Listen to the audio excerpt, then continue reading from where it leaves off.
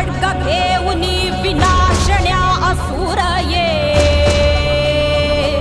बनून रौद्रकामिनी प्रकाशण्या तिमिर ये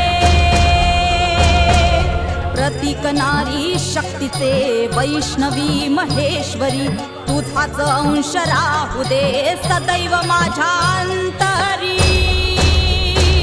I am